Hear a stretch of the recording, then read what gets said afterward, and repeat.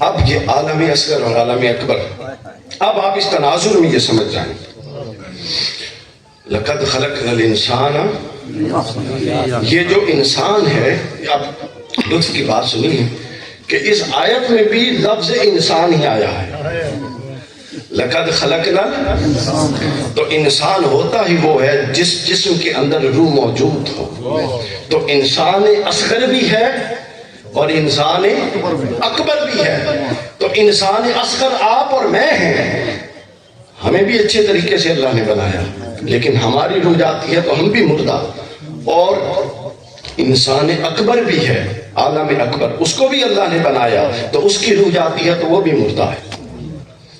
تو لہٰذا اب جب ہم اس بات کو سمجھ جاتے ہیں کہ اس پوری کائنات کا جو وجود ہے اور اس پوری کائنات کی جو اصل ہے اور اس پوری کائنات کا وہ نظم ہے جو اللہ تعالیٰ نے جاری و ساری فرمایا، وہ حضور نبی اکرم صلی اللہ علیہ وسلم کی ذات پاک سے مشروط ہے، ذات پاک سے جڑا ہوا ہے، تو پھر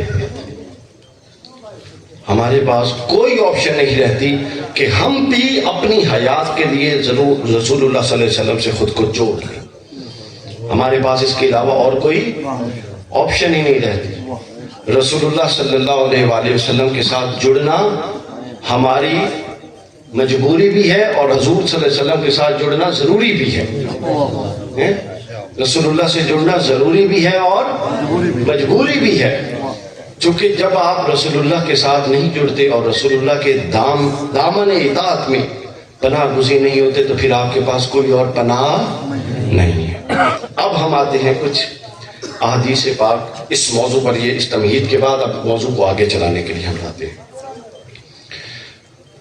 صحیح بخاری کی حدیث پاک اب آپ سنتے جائیے، رسول اللہ صلی اللہ علیہ وسلم نے جو فرمایا، حضور نے فرمایا، ان رسول اللہ صلی اللہ علیہ وسلم قال من اطانی فقد اطاع اللہ ومن عصانی فقد عصى اللہ، یہ بخاری مسلم دونوں میں، کہ حضور نے فرمایا کہ بے شک جس نے میری نافرمانی کی، من اطانی فقد اطاع اللہ، جس نے میری اطاعت کی۔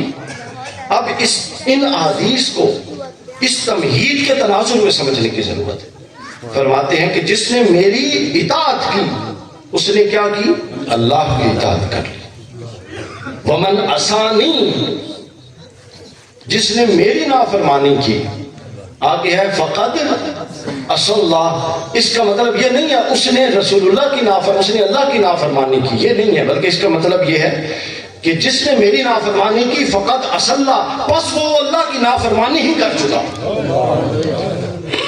یہ کہ نا اسلوب مختلف ہے، پہلا حصہ یہ ہے، حدیث کے لفظ ہے من اطانی فقد اطاع اللہ، دونوں دفعہ اطاع کے لفظ الگ الگ آئے، اور جب نافرمانی کی بات ہے فرمایا ومن عصانی فقد عصى اللہ، بس جس نے میری نافرمانی کی وہ اللہ کی الگ سے نافرمانی نہیں کرے گا، وہی اللہ کی نافرمانی ہے۔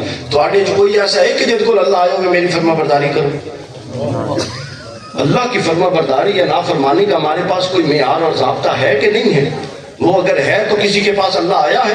کسی کے تکیے کے نیچے اللہ نے کوئی صحیفہ بھیجا ہے کہ میرا یہ صحیفہ دے دی اطاعت کرو؟ نہیں، ہمیشہ سے ضابطہ یہ ہے کہ جب کسی ملک کا صدر یا وزیر اعظم جاتا ہے کسی دوسری جگہ پہ تو وہ اس ملک کے لاکھوں کروڑوں کی نمائندگی اور ان کی قوت کے ساتھ جاتا ہے، اس کے اختیار استعمال کر رہا ہوتا ہے۔ تو اللہ تعالیٰ جب اپنا نمائندہ بھیجتا ہے زمین پر تو وہ اللہ تعالیٰ کے بندہ ہو کے، اللہ تعالیٰ کا اپنی قوت میں اللہ کا بندہ ہو کے، اللہ کا نبی ہو کے، احکام الہیہ کا پابند ہونے کے باوجود اپنے اختیارات میں اس کو اختیار وہی ہوتے ہیں جو اللہ کے اختیار ہوتے ہیں، چونکہ اس نے فیصلے کرنے ہوتے ہیں، چونکہ اس نے کیا کرنے ہوتے ہیں؟ اس نے فیصلے کرنے ہوتے ہیں۔ آگے فرمایا حضرت سیدنا ابو ہریرہ رضی اللہ عنہ۔ اب تصور اطاعت پر میں نے تھوڑی سی بات کر کے پھر ہم بس ختم کر دیں گے، تو آپ لوگ ابھی تازہ دم بیٹھے ہیں نا، تصور اطاعت کو اب تھوڑا سا سمجھ لیجیے۔ اب اطاعت رسول اللہ فرماتے ہیں کہ جو میری ہے وہ اللہ کی ہے، کیا دائرہ بن رہا ہے، ذرا غور کیجیے، ایک دائرہ بن رہا ہے۔ آگے حضرت سیدنا ابو ہریرہ، یہ بھی بخاری کی، حضرت ابو ہریرہ فرماتے ہیں ان ابی ہریرہ رضی اللہ تعالیٰ عنہ ان النبی قال دعونی ما ترکتکم فإنما حلق من كان قبلكم بسؤالهم واختلافهم على انبیائهم. حضرت ابو ہریرہ سے روایت ہے حضور نے فرمایا کہ خبردار، اب اطاعت کا اگلا درجہ ہے. فرمایا کہ خبردار رسول اللہ سے بے جا اور کثیر سوال نہ کیا کرو. ایویں چھوٹی چھوٹی گل کے سوال ہیں، سوال کیوں؟ سوالوں کی کثرت نہ کیا کرو. اور پھر احادیث کہیں گے، میں تو چونکہ خلاصہ بیان کر رہا ہوں. اور پھر حضور نے فرمایا کہ یہ بھی مت گمان کیا کرو کہ اسیہ سوال کر لیے کی پتہ رسول اللہ معاذ اللہ بھول کے بیٹھے ہوں. حضور نے فرمایا اللہ اور اللہ کا رسول نہیں بھولتا. یعنی اطاعت کا درجہ یہ ہے کہ جو رسول اللہ فرمائیں گے اس پر عمل کرنا ہے. اور اگر رسول اللہ کچھ فرماتے نہیں ہیں تو درجہ اطاعت اس بات کا متقاضی ہے کہ سوال بھی نہیں کیا جا سکتا. چونکہ سوال نہ کرنا خود اس بات کی دلیل ہے کہ وہ رسول وما ينطق عن الهوى ان هو الا وحی یوحی. اگر حکم ہوتا تو اگلی بات بھی کر دیتے، نہیں کر رہے تو اس کا مطلب حکم نہیں ہے. اور پھر اس کی ایک اور توضیح سے بخاری میں ایک کسی نے بار بار ایک سوال کیا کسی کی، حضور علیہ الصلوۃ والسلام ذرا تامل فرماتے رہے، ان کو نظر انداز ہوا. پھر حضور نے فرمایا کہ خبردار مجھ سے کثرت سے سوال نہ کیا کرو، چونکہ عین ممکن ہے کہ جب تم کثرت سے سوال کرو اور میں اس کی تائید کر کے کوئی حکم صادر فرما دوں اور تم پر وہ فرض ہو جائے اور تم اس کو پورا نہ کر سکو، تو لہٰذا اس کے اندر رہا کرو. اس کے بعد ایک اور حدیث پاک، مجھے یہ حدیث بہت پسند ہے. نوجوان جتنے بیٹھے ہیں ذرا ہاتھ کھڑا کریں، نوجوان سارے، یہ آپ لوگ ذرا توجہ سے سنیے گا. یہ حدیث امام ابن عاصم نے اپنی السنہ میں اور امام بہقی نے بیان کی ہے. حدیث حضرت عبداللہ ابن عمر رضی اللہ تعالیٰ عنہ بیان کرتے ہیں، قال رسول اللہ صلی اللہ علیہ وسلم لا یؤمن احدکم حتی یکون ہواہ تبعا لما جئت بہ. اب درجہ اطاعت ایک قدم اور آگے، یہ سیڑھیاں چڑھ رہی ہیں اطاعت کی. یہ اپنی اپنی قسمت کہ ہم میں سے کوئی پہلی سیڑھی پہ کھڑا ہو یا سیڑھی پہ چڑھا ہی نہ ہو نیچے کھڑا ہو، یا کوئی درمیان میں ہے یا کوئی آخری سیڑھی پہ ہے. تو دوستوں سیڑھی تو چڑھنی ہے، سیڑھی سے نیچے کھڑے ہو کے نعرے اور عشق رسول میں اور موت بھی قبول ہے اور کرنا کرنا ککھ نہیں، یہ سب چیزیں یہ بے تکی چیزیں ہیں، ان سے نکل آئیے. یہ بے چکی چیز وہ کیا ہے، ہمارے یہاں تو شعر ایسے ایسے لوگ پڑھتے ہیں، در نبی پہ پڑا ہی رہوں گا، پڑے ہی رہنے سے کام ہوگا.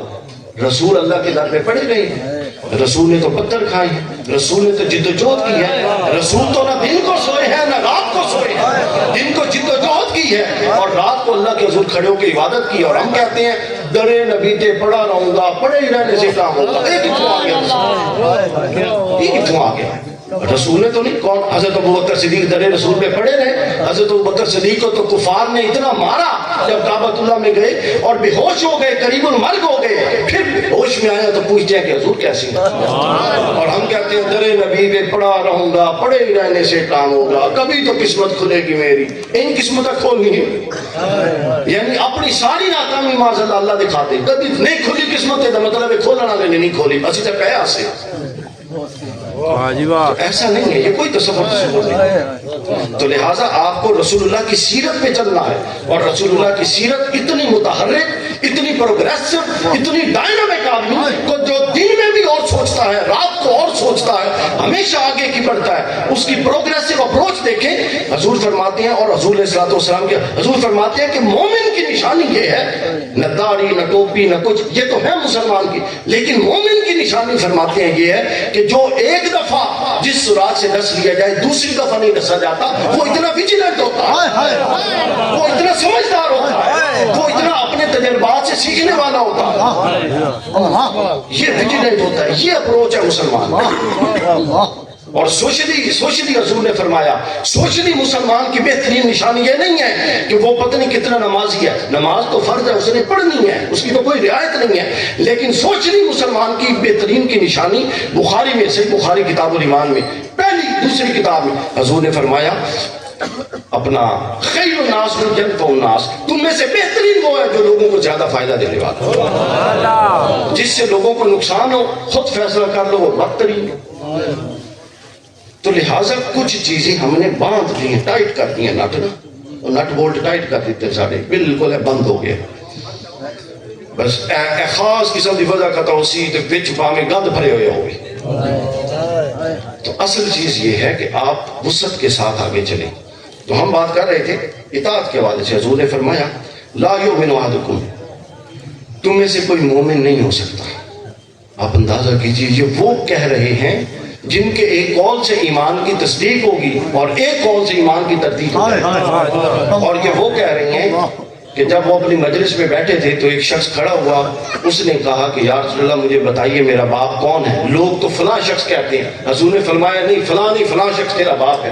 تو یہ وہ کہہ رہی ہیں جن کے کہنے سے نسب ثابت ہوتے ہیں اور جو انکار کرتے ہیں تو اس کا نسب فیل ہو جاتا ہے. تو حضور نے فرمایا لا یؤمن احدکم، تم میں سے کوئی مومن نہیں ہو سکتا. آپ اندازہ کیجئے ذرا، دیکھیے ابھی جو دائرہ رسول اللہ لگا رہی ہیں، کہیں خدا نہ خواستہ ہم میں سے کوئی تو اس دائرے میں نہیں موجود، اور اگر موجود ہے تو یہ سوچنے کی بات ہے اور فوراً اس دائرے سے نکلنے کی ضرورت ہے.